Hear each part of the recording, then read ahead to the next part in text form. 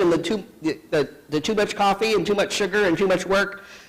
This isn't healthy, but we live in that balance, right, between the kingdom way and the world we live in. And so they could sing because they were experiencing the liberation with the Exodus, right?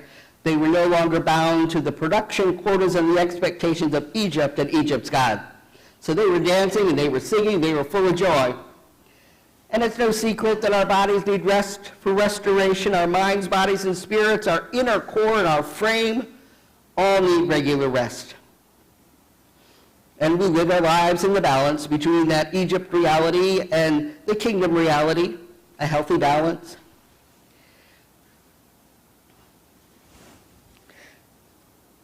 Living to live in this healthier way.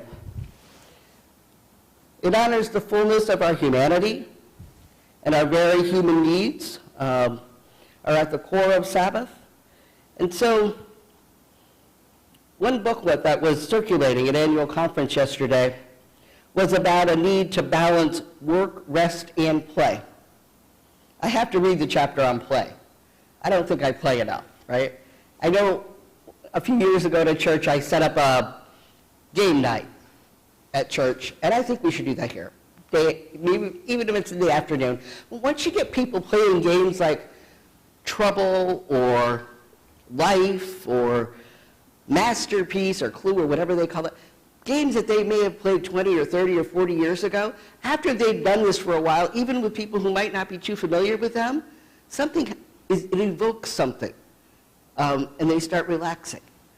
Now, there's different kinds of play, but that's just one example, okay? So we play in different ways. Different things will appeal to different ones of us. But that is one thing that you see evoked, and that evoking has something healing and restorative in it.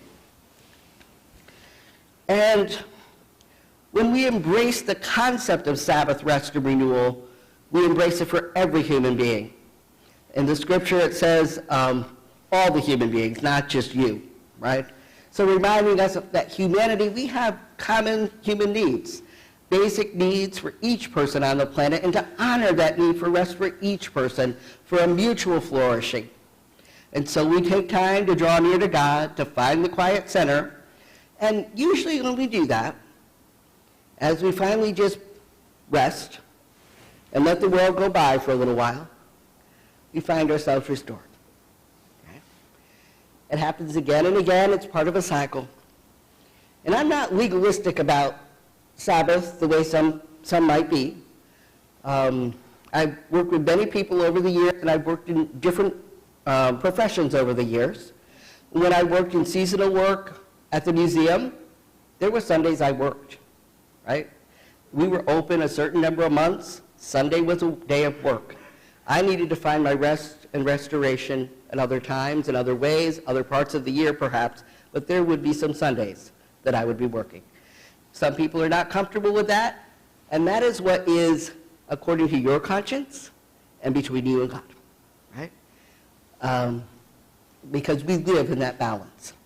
And as one person pointed out to me, let me just pull this up, the serenity prayer, kind of in this balance, you do what you can do, and you do what you have to do.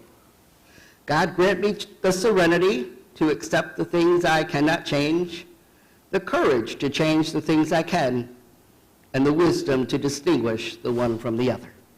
And so when we're caught up in those times, the last thing that God, who instructs us to rest, wants us to do is stay up all night worrying because we're not following things to the letter of the law. We're supposed to get some sleep, some rest, some restoration.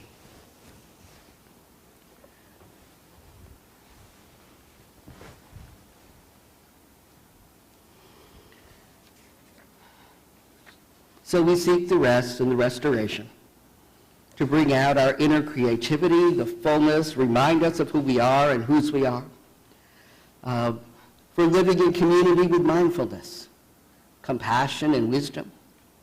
So we center ourselves, our hearts and our minds, our spirits in God. And of course, the Methodist teaching is do no harm, do good, and stay in love with God. And to avoid doing harm,